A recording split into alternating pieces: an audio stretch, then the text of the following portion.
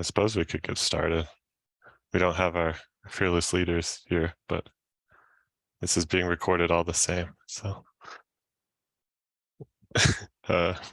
Giuseppe, do you want to kick us off? We were looking at an issue in CI this afternoon where like the environment was basically stuck and the root namespace was stuck in deletion and it couldn't be deleted. And we realized that we had this like a kind of chain of finalizers in place where like apps have their own finalizers, which are, I think, necessary because there's some roots to be deleted and stuff. And then the space has a finalizer, which like waits for 60 seconds for the apps inside the space to go away and then carries on with its own stuff or something like that. And we were wondering if, so the problem was the space finalizer was like failing the first time around or something. It was deleting the space, but it was still being retried for some reason, I don't remember. And then second time around, the space wasn't there and it would fail, right? So we changed it so that it ignores that failure, so that if it's a not found error, it should just carry on because it means the space you're trying to delete is already gone. Yeah, the underlying thing was the save fails after the finalizer was deleted from the finalizer list. That was going on because that can happen all the time, and it tends to. Yeah, because of patching and stuff. Yeah. But we were wondering if we do need that special like space finalizer. We went through the comments and the commit history, and the reason seems to be like we need if we don't wait for all the apps to be gone before we finalize the space, like there are issues, things start failing. But I was wondering if we should get rid of the space finalizer and just let whatever thing is failing because of not found errors to tolerate not found errors, just like similar to what we just did for the space finalizer, where like if the thing you're trying to delete is not there anymore, it means you're done and you just carry on. So that even if things get deleted out of order, maybe we're fine. My memory is a little fuzzy on this one, but I think the thing failing was actually external to Karifi. It was like when we installed it with KApp, and it was like I don't know, does that ring a bell, Dave?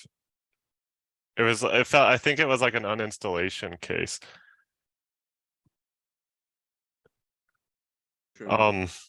We could totally reach out to Clint because I think he thought about this a lot as well. Mm-hmm. Yeah, maybe I put something on Slack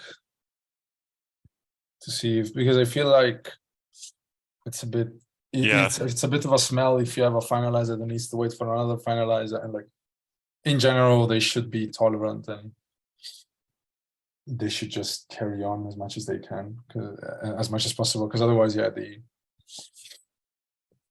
we ended up with an environment that couldn't be uninstalled, basically, because for some reason,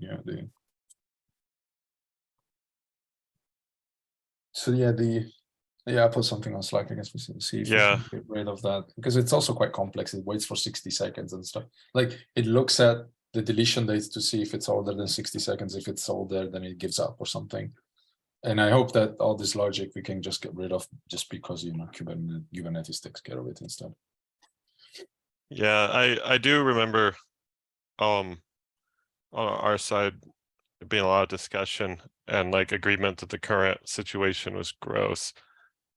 So that's, but we chose to go with it. So I think there's something there that is missing here. So I think a Slack discussion that might be something we don't control. Yeah. That fails. I see.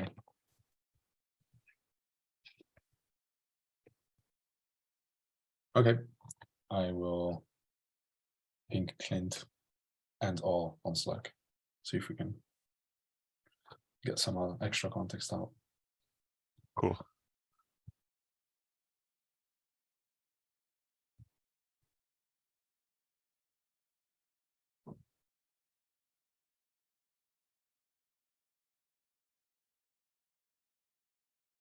If there's nothing else, can I mention the tidy up me and Giuseppe are doing at the moment on the handler tests? Maybe might be something that's worth mentioning.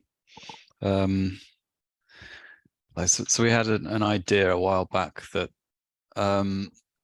it'd be nicer if all the big JSON comparisons in the handlers tests were actually taken care of in the presenter package. Because that's the thing where we turn records into presented lists of records or a presented record. It just does a data transformation really, and then it ends up as JSON via the handler wrapper. So we were thinking about injecting the presenter to make the handler test nicer, but we found out that wasn't going to make them nicer. But anyway, we've done a big chunk of work where we're going through the handlers one by one and filling in the tests in the presenter and putting them, removing them from the handler. The handlers are becoming a lot more concise, and now you can sort of read them page by page and see what's going on there and all the things that are covered. So we're filling in the odd hole that's been missed. I think previously you'd go through 2,000 lines of JSON and just, it's not readable. We're down to role, I think, alphabetically. So if you see anything above that, we've done it already. One of the nice things we've added is a new Gomega matcher called match JSON path. So that uses an external JSON path library where you can just put a string in like $.field.field.field. Well, any JSON path really, and it will, and you can put a matcher on the other side of it and assert about portions of your JSON. So that makes it a lot more readable. So you can do in one line what you were doing in hundreds. And you can even do fancy things as well. Like when you have lists and you've got resources, which is a slice, an array, you can put square brackets, star, square brackets, and then a field name. And then you can assert that matches a list, which is quite nice as well. Probably more JSON path tricks you can add in there. Yeah, and the result is we're deleting a good few thousand lines of tests there. Anyway, looks good, I think.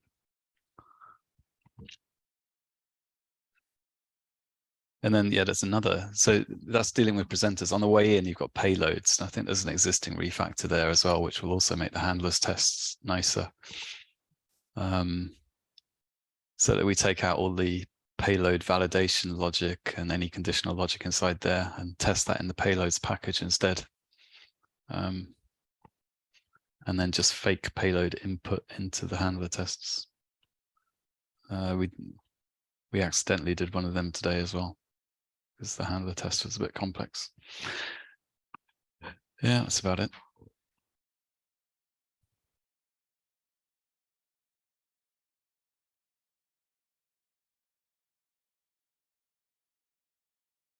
Nice. Let's look forward to working in a nicer, cleaner code base. Thank you.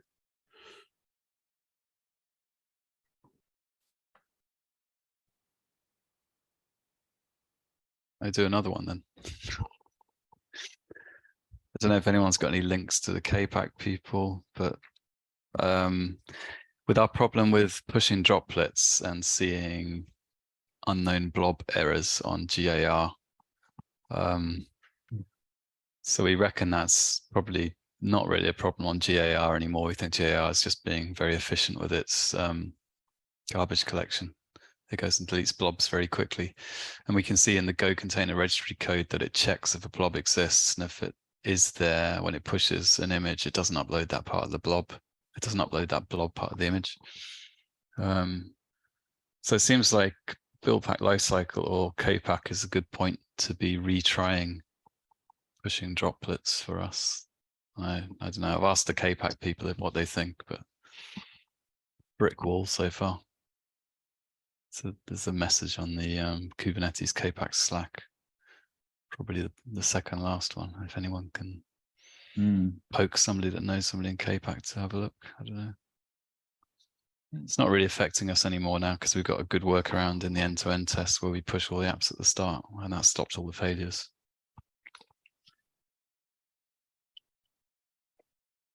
You might have more success on the VMware build service Slack channel. Hmm.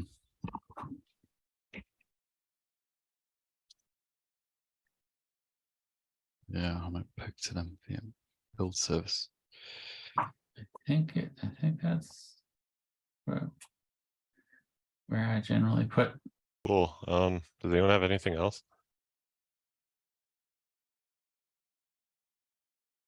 It's feeling like we can maybe call this early. All right. Cool. See y'all later. Yeah, thank you.